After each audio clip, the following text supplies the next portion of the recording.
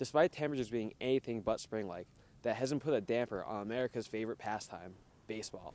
After losing to the state champions in the first round of the playoffs last year, this Rams team looks primed to go much further. Lack of team chemistry has brought the Rams down in past seasons, but this year's newfound team chemistry has led to some early season success. As division champs for the third time in 4 years, the Cheshire Rams hope to do something they've yet to ever accomplish: win the state tournament. The Cheshire Rams are currently 11-2-1 and hope to take their season-long success deep into the playoffs. Their next game is on Sunday against Hall Southington.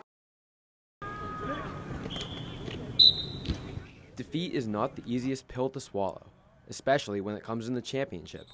But that was the reality of the situation last year when the Rams posted a 9-2 record in the regular season but fell short to Glastonbury 28-14 in the CIAC championship game. But that was last year, and this is now. We're replacing our entire offensive line. We have most of our skill players around the quarterback. The quarterback's a new player, but the skill players around him, most of those guys are back. The quarterback position was left behind with big shoes to fill. Last year's quarterback, Billy Ragone, who Coach Ecke called the best player in the state last year, went on to play at the University of Pennsylvania, but his replacement, Greg Palmer, has stepped up and taken the role that he left behind.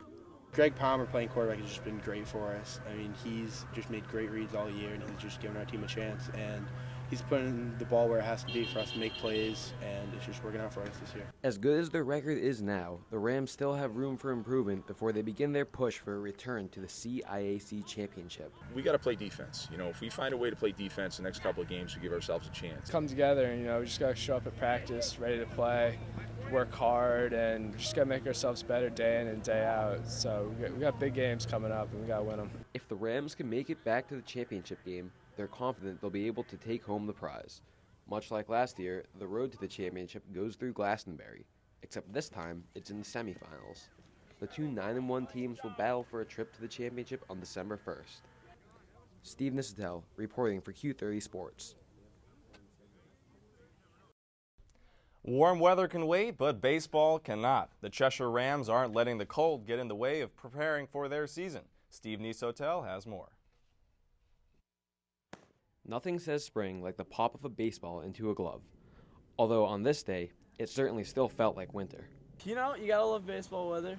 Despite temperatures being anything but spring-like, that hasn't put a damper on America's favorite pastime, baseball. Let's go, sprint out to your spot, guys, let's go. As the season begins for the Cheshire Rams, so does the process of improving upon last year's performance. Last year, we had a lot of difficulties with people putting people down, and it was just a mess. Last year was tough. I mean, we had a lot of juniors, very little seniors. So it was kind of a learning experience for all of us. We worked very hard in the off season as a senior class, and definitely want to win the division and actually try and make a pretty deep run to the state tournament. While the seniors are looking forward to making the most out of their final season, the freshmen are looking towards the future. I think we want to work just so that when we get to our juniors and senior seasons and we're playing on varsity and we're out there, I think that we can prove ourselves to be one of the better classes that played at Cheshire High School. Whether it's freshmen competing for a spot on the team or upperclassmen trying to get back to the state tournament, they all appear ready for the season ahead of them. Steve Nisotel, Q30 Sports. Last year, the Cheshire Rams lacrosse team got a taste of the postseason. This year, they're hungry for a full-course meal. Steve Nisotel has more. Bring them out, bring them out, bring them out, bring them out! It wasn't the greatest offseason for the Rams lacrosse team. We've had 3 ACL injuries from the offseason. But they appear ready to overcome the adversity that has been thrown at them. We're 1-0. We beat Southington last week 13-3. After losing to the state champions in the first round of the playoffs last year, this Rams team looks primed to go much further. If we lost to eventually the state champion last year, 11-9 in the first round of the playoffs last year, our kids played a great game, and just, we fell short a couple goals. So what makes this Rams team better than last year's? Offensively, we're very strong. And defensively, too, we returned our entire defense. In past years, we had a very young offense. They were good, but now that they have the experience. We have 2 of the best goalkeepers in the state, without a doubt. And our attack, last year we had 2 of the leading scorers in the area. The Rams worked hard in the offseason, but their hard work won't mean nearly as much if they are spectators on June 13th. June 13th. We want to make it to June 13th state championship game. Bring her man up! Why are you tap dancing around the crease? There's one other thing the Rams would like to accomplish this season. Faithful Prep has knocked us out a few times, and I'd like to take it to them this year. Steve Nisotel, Q30 Sports. And now let's shift from sports finances to sports action. Steve? Thanks, Christina. Coming up next in sports, the Hampton High School football team is off to another promising start under head coach Scott Benoit. And Quinnipiac Volleyball looks to conclude their 2009 campaign on a winning note. It's our Q&N Game of the Week coming up right after the break. A troublesome season for the Bobcats volleyball team came to an end on Sunday. How it would end would be completely up to them. Let's go to the tape. Bobcats set to take on St. Francis in the final game of the season. The Bobcats found themselves down 2-0, but Kayla Lawler comes up big for her team on set point as the Bobcats take the third set 25-21. Let's go to the fourth set now. The Bobcats in control of this one as Lawler again sets the ball up for Chelsea Pound, who gets the kill and the point. Bobcats take the fourth set 25-19. Head coach Robin Sparks watching, hoping her team can pull off the comeback. To the final set now, match point for the Bobcats. They entered the game 3-25 on the season, looking to end their season on a high note, and they would do just that. Down 2-0, the Bobcats find a way to rally back and beat St. Francis.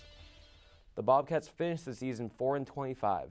Now they'll have to wait and see whether they'll play next season, given the budget cuts in the athletic department here at Quinnipiac. In football news, the New York Giants will look to end their 4-game slide on Sunday when they host the Atlanta Falcons, who could be without top rusher Michael Turner.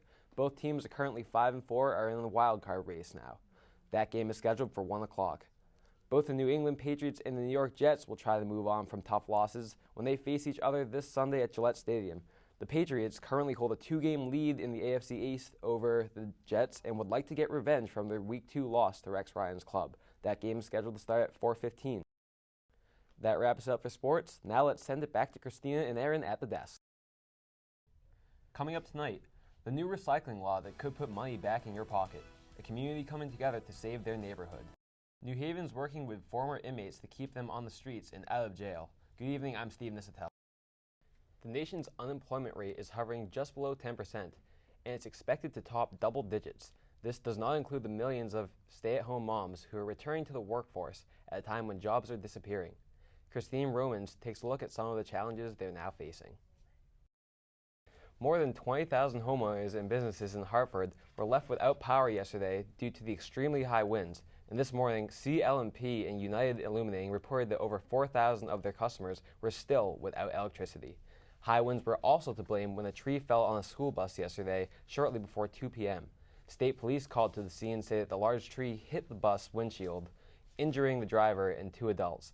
The 20 Foreman High School students who were also on the bus were all left shocked but unscathed. For Andrew, Adam, and all of us here at Q&N, have a good night and a great weekend, and stay warm.